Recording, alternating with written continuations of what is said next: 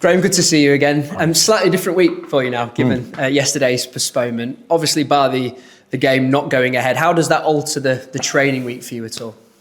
Yeah, look, we just obviously by the time we heard, we couldn't really train yesterday, so the boys did something remotely, and then today we've just sort of had an 11v11, a little bit of tactical work before that, and let the boys run about, because obviously there was a lot of preparation going into the game last night, and I think it's always good just to let them go and play, and that's what we did today. You know, from the physical aspect of and keeping the boys ready for the Saturday, but from the other one, the mental side of it of just preparing for a game and then not having one. Yeah. So yeah, it is what it is, but it was fine. We got enough notice, you know, in the day to not have travelled and all that sort of thing. That would have been a bit more of a sore one, but yeah, we got early notice of the inspection, and then when it got called off, it gave us plenty of time to just make sure we were planned for today, really. I asked Jensen from a player's standpoint what it's like when you've done the mental preparation to get ready for a game, and how that might differ on a Tuesday evening. What's it like from a manager's perspective when you've got yourself maybe hyped up potentially for a game? Well, at that time, it's not really from my perspective, because all the preparation's done, all the set pieces, the pre-match video, all that sort of stuff. It's all done and ready to go. So there's no last minute cramming in from me of what we've got to do. You know, so probably the closer I get to a game is the more relaxed I am, because all the work's been done really. So you're probably looking at 48 hours before, when it's just constant prep and work and make sure everything's ready. But the closer towards the game, it's quite relaxing. Do you still work? I can't imagine you have a night off, do you? Well, I sort of did and I didn't really. I just thought there was other bits I had to catch up on that need my attention. So I just sort of went along those lines really, looking towards January, and then sort of prepping for today with the training really, which there wasn't much involved in that. So yeah, I just roll the punches really. That's it. It's not the first time, it won't be the last time. I thought it just allowed us to get a good training session in today. Obviously we had the journey from Saturday, Plymouth, so I still know the players would have fully committed to the game last night, but maybe we've got more energy for Saturday. Reflections on Saturday, we spoke after the Plymouth game, just how good a win that was for you as a group, how you had to grind it out at times. You must have been, in the aftermath of that game, you must have still been really pleased with what you were able to do, given the other challenges that come with it, the kick-off time, the long travel and the like. Honestly, I couldn't have been more happy than on Saturday. Absolutely delighted with the whole experience, the game, the way the players managed the game, got the 3 points, the backing we had down there. Just seeing it, you know, sitting back there on the bus, listening to the bus be so loud and joyful on the way back for such a long journey, and the whole squad involved in that. It's everything that we work for. I think it's I've always kept a real strong understanding of how difficult it is to win in professional football. So I never take anything for granted.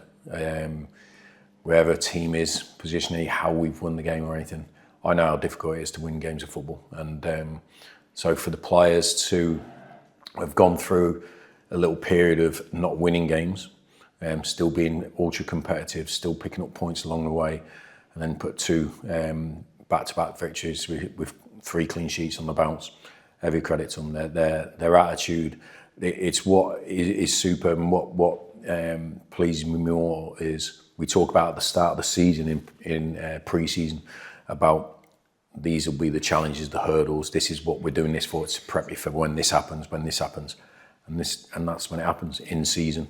You hit the ground running. You're like a steam train. It slows up a little bit, but you don't lose your belief. You don't lose the context of what we're actually doing right now, and the positivity throughout the squad and the staff has always been there. And there's I heard someone talking about another team about how do you keep people happy, And I don't think happy is the word. It's how do you keep them competitive? How do you keep them motivated? I don't think happy is a word you need to use around a professional football team. It's motivated and competitive and focused and disciplined. And that has been always there with this group of players. And I thought it was a great win for us. And I think last night's result maybe put it in more context about beating a team like Plymouth. Yeah, I wanted to ask you about that actually, just looking at the season as a whole, and I know you're very present and looking towards the next game, but to take a moment's reflection on where you are as a newly promoted team. You've suffered the joint fewest defeats of any side in the top 4 tiers of English football now, with Arsenal and Coventry both losing at the weekend. Second in the table still as we enter mid-December. What does that say about you as a team, and coming through tricky periods and coming up against teams now at this stage of the season where there might be that expectation on your shoulders from an exterior standpoint, and coming away with victories like you have? I just think it's I think it's a symbol of our progress as a club, as a team, of managing any potential drama and not making it a drama. And crisis and all those words that people love throwing at football teams because of the spotlight and the profile we have on us as all football clubs at a professional level. And I think how we've learnt about managing our own expectations but without diminishing our ambition. So there's a balance there. We don't want to be, like I said at the start, we're not tourists, that we're just happy with whatever we get. But there's also a context, if we don't get everything we want on any given day, that we still have the big picture in mind and of what we are, how we're trying to be better, how we're trying to improve, and how we're trying to re-establish ourselves at this level. Because 6-7 years out of this level, we have no right to be where we are. We've had to earn every point that we've put on our tally. I think that, there's always a yin and a hang around games of football and everything. But when we finished the game on Saturday and we walked towards the support behind the goal, all I saw was 813 smiles. That was it. And then when I got on the bus, I saw another 30 smiles. That's all I saw. And that for me is great reward for everyone who made the effort. The effort that those supporters put into coming down there. I heard buses leaving at 2:00 in the morning.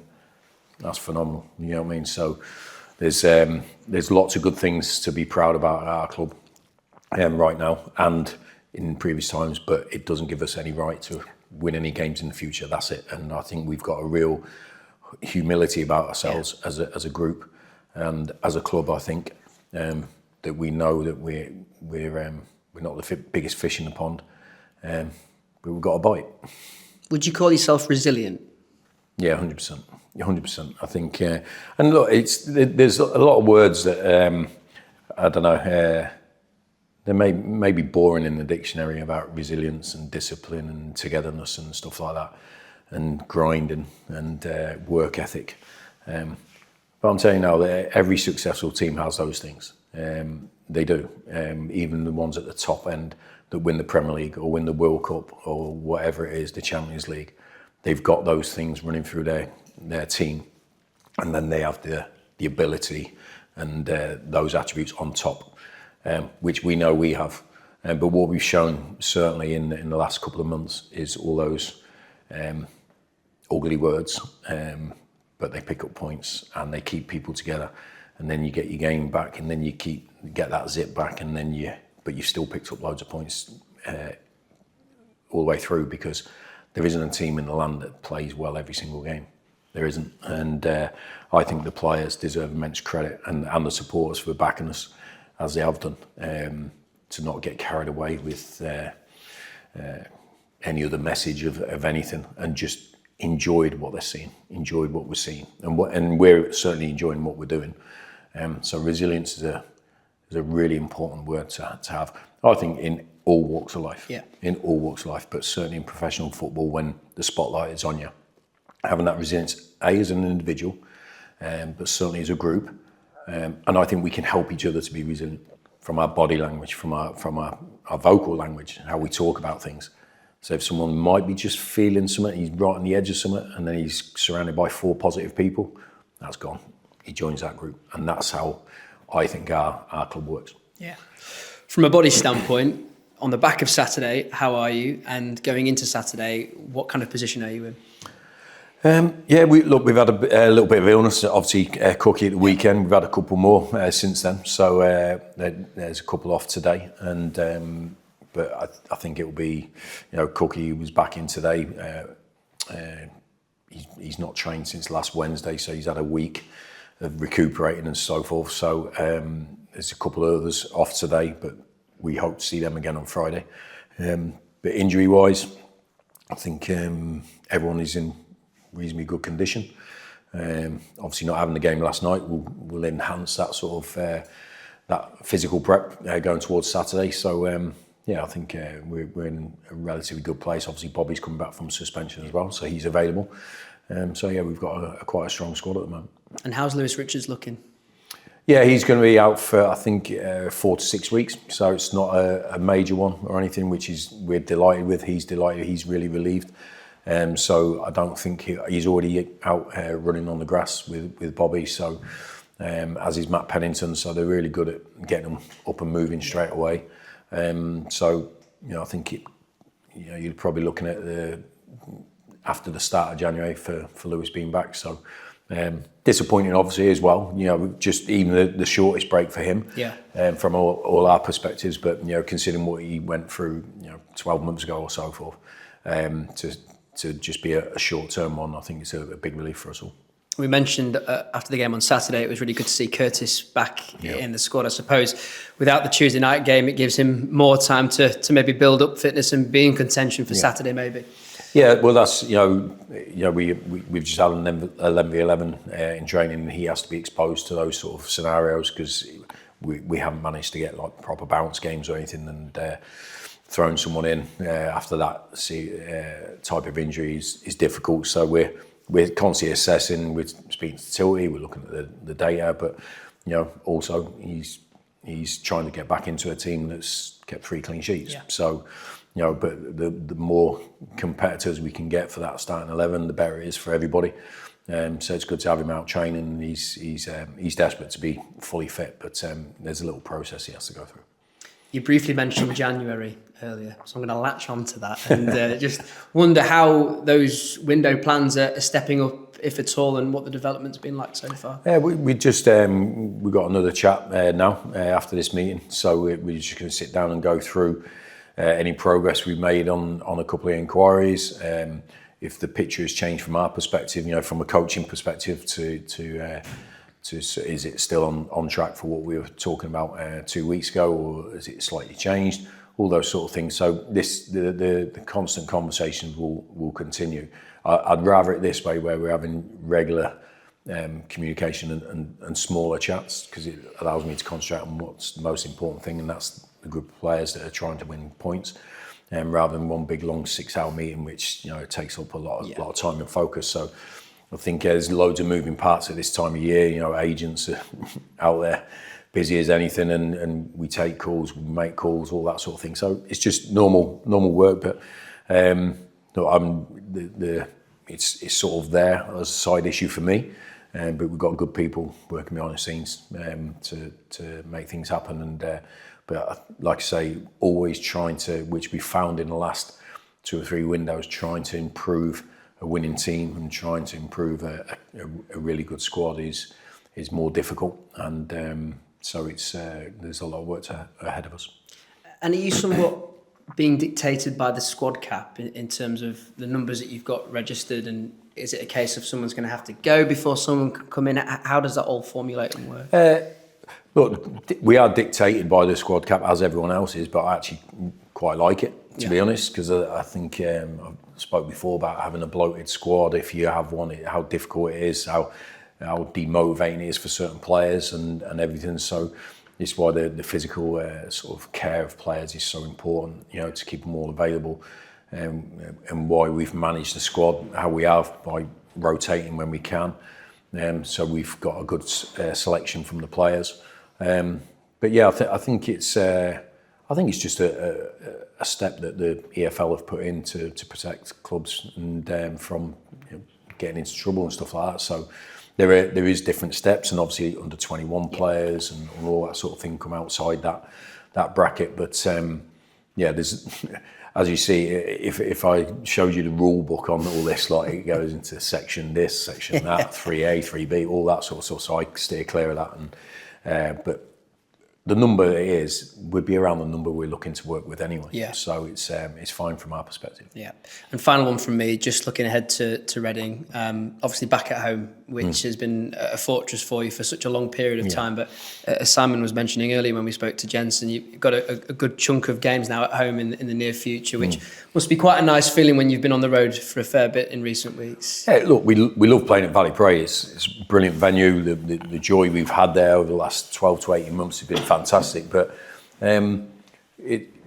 we take all the games as they are. So Plymouth away, we just get on with it. We just get on with the job, see the game of football, forget about the issues or problems you might have around them. We love playing at home, but we've also got a decent away record. We've improved that from last season. So, but look, Valley Pray has been good for us because we've done a lot of good things. It hasn't just happened.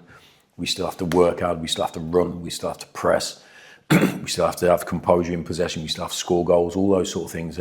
But the added value we have at Valley Pray is 20,000 fans with us, not berating us, not putting more pressure on our backs. Actually with us and supporting us and helping us. That's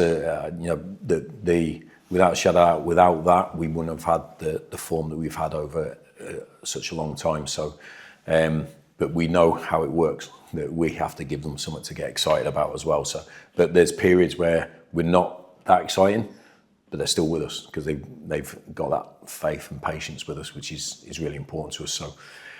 Big game, good game as well, but it'll be tough as they all are at this level. And but we love playing. Cheers, mate.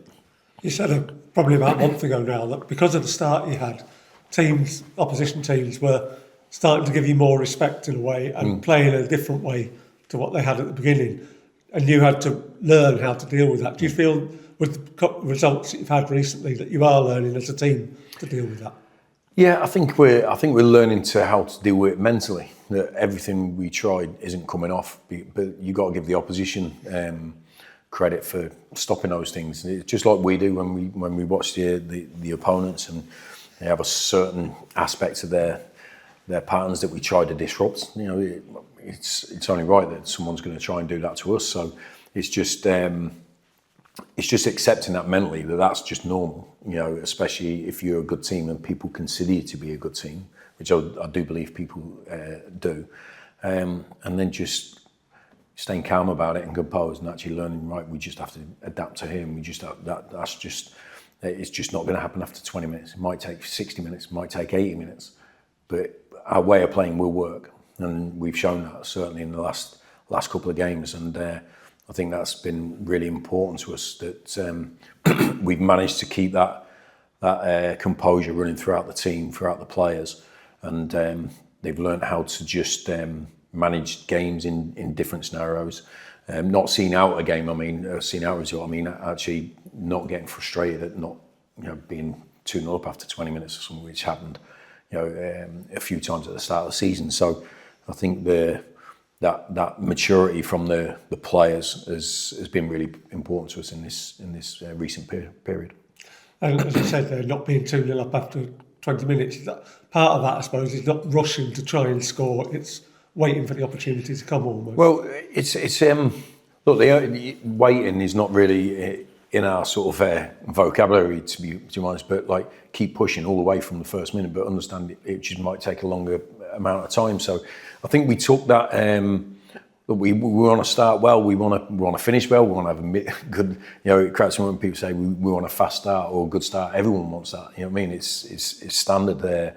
But I think we've when we first came here to Bradford, I think we suffered from the pressure of trying to be in the lead straight away after 15 minutes. I think opponents took advantage of that.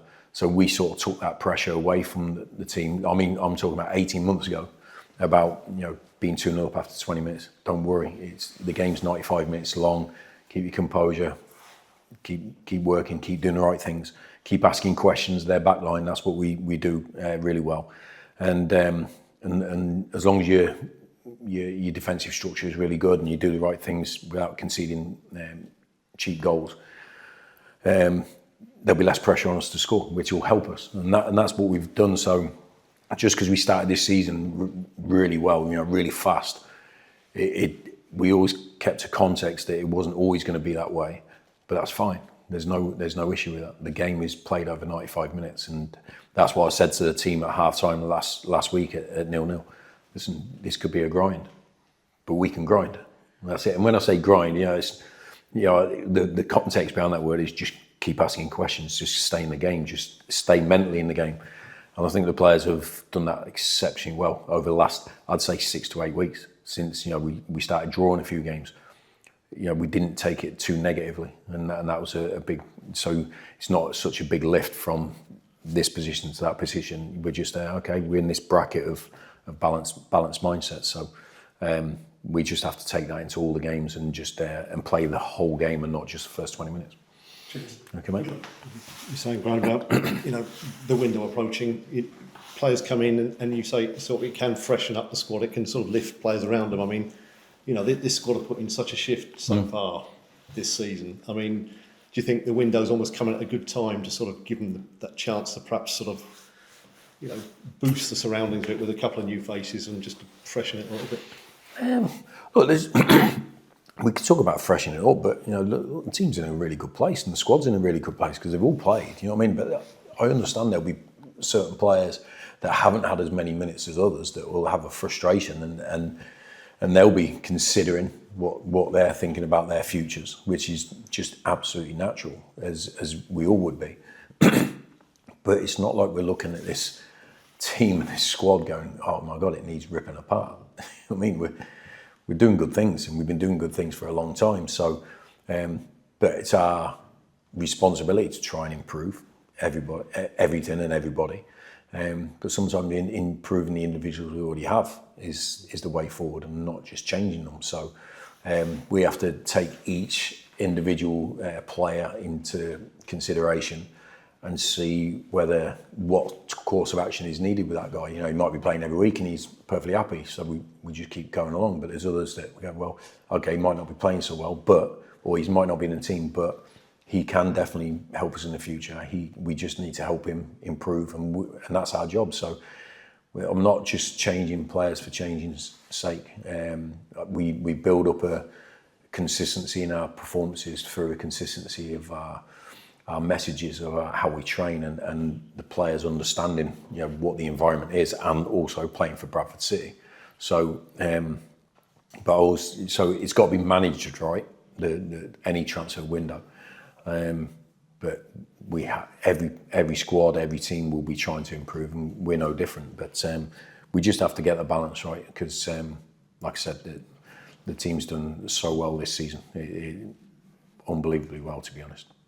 You said before, going in from a position of relative strength, it's a nice position to be in, isn't it, when you're not sort of thinking, blimey, as you say, we need to rip it up and do this and this while still trying to win games at the same time. Yeah, I think so. I think that helps us, in our recruitment in the summer.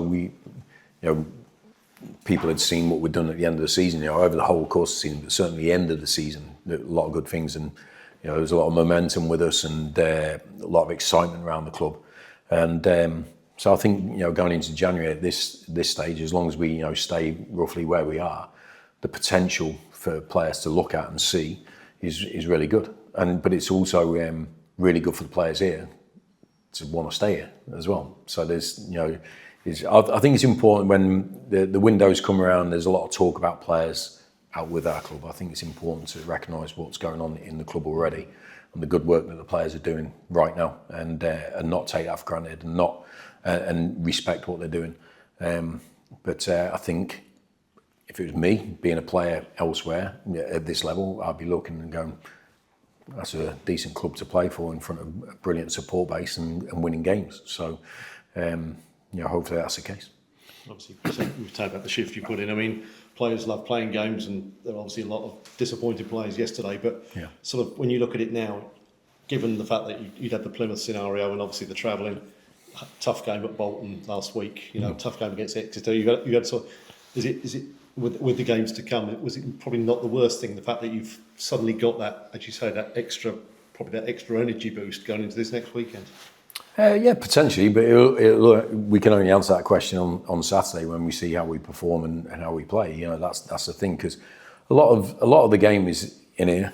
You know what I mean? So whatever your legs have gone through and your body and everything, a lot of it's in here anyway. So if we let that sort of, we've had no midweek game, or we can relax and then and relax too much, that can be a negative force on your body and certainly on your mindset. So we just got to keep the balance right. And we talk about it in pre-season, as I said earlier, when we're testing them, and certainly when we're in Austria and all this, like we're saying, because you know what, this might happen in the season, you have to be ready for it, and this might happen and you need to be ready for it.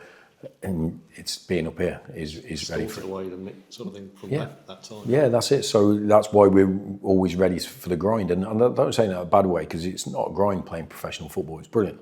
But you do have to physically work hard.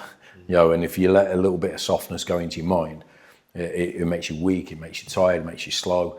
And our team is not that. Our team is high tempo, it's fast, it's aggressive. So we have to make sure we control our thoughts at all times, and not see this as a chance to relax. But it's just that, well, actually I'll have 10% more energy on Saturday, so I better spend it.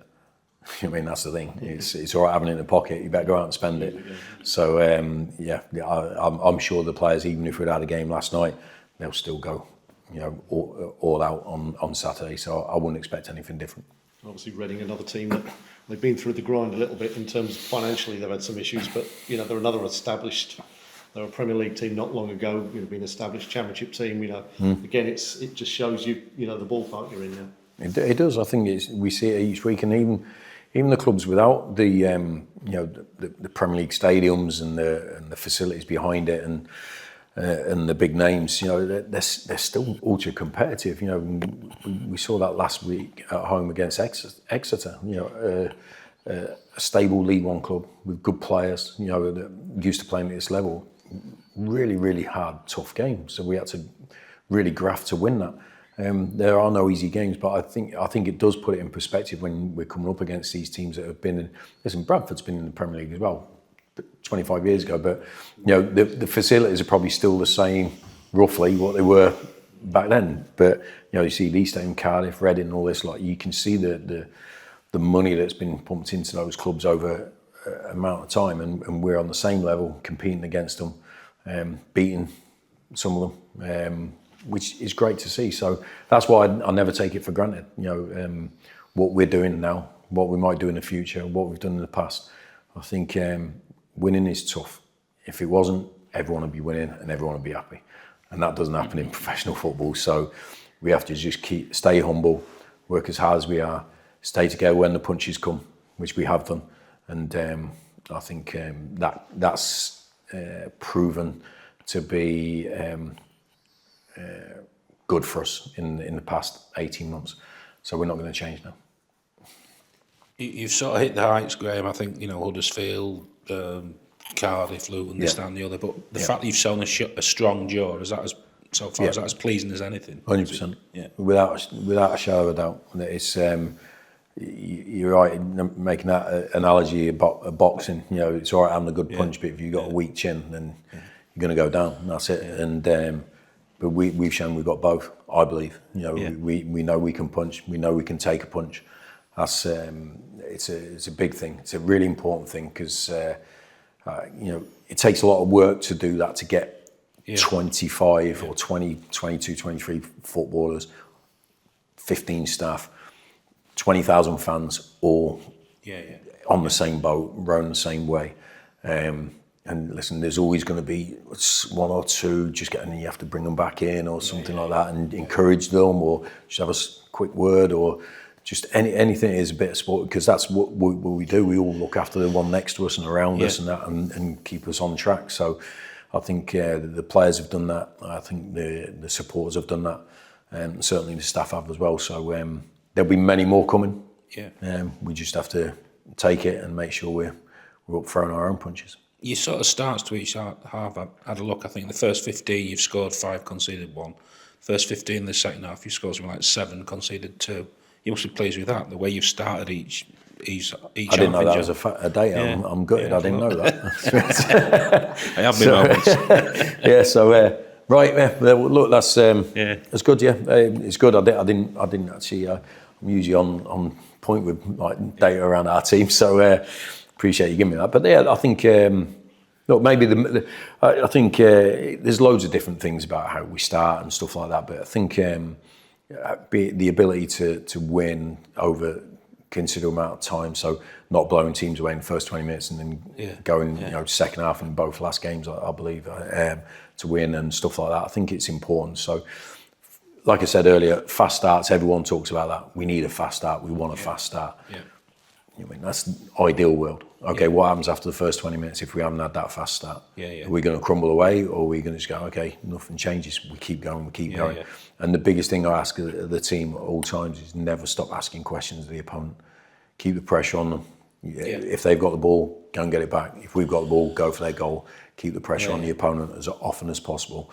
And you just chip away. You can chip away. So some games you can go out and knock a team out in 20 minutes. Others you just have to jab, and just not step back. That's what probably disappointed me a few weeks ago, probably over a month ago, in a couple of games where we just stepped back a little bit. And I think it allowed the opponent to come at us. And but I think that was a little stage that we had to go through as a group to be able to recognise it and then show the players the contrast. Well, as soon as you do this is what the opponent does. Don't let them. And I think we've learned that lesson really well in the last few weeks.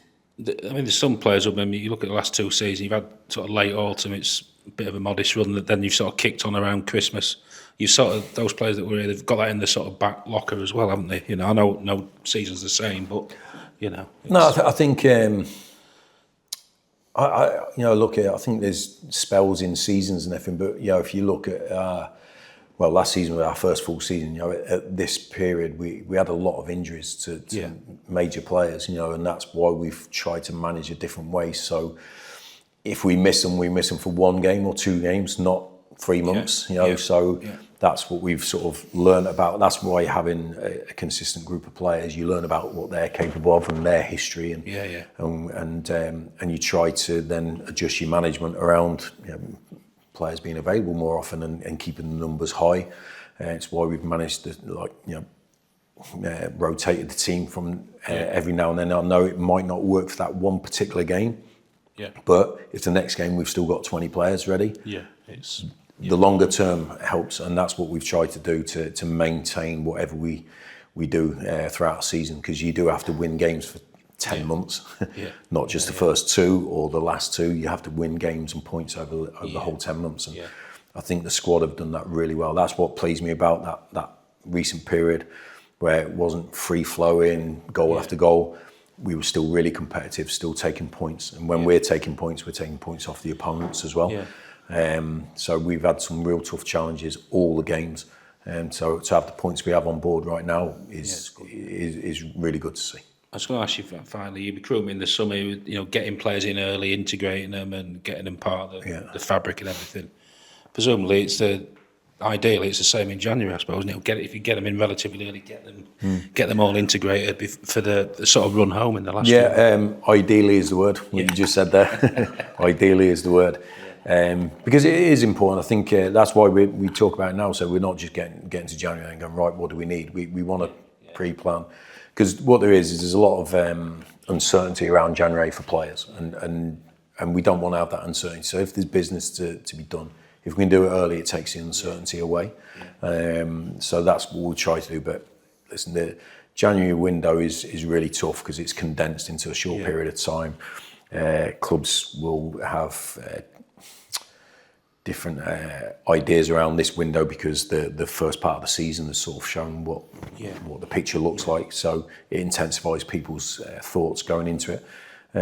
But look, if we have to wait till the last day, I think we brought in Rom and Teo right at the end last January, And so we'll just work to what we have to do. But if we could do it on the first day, that's when we do it. Yeah.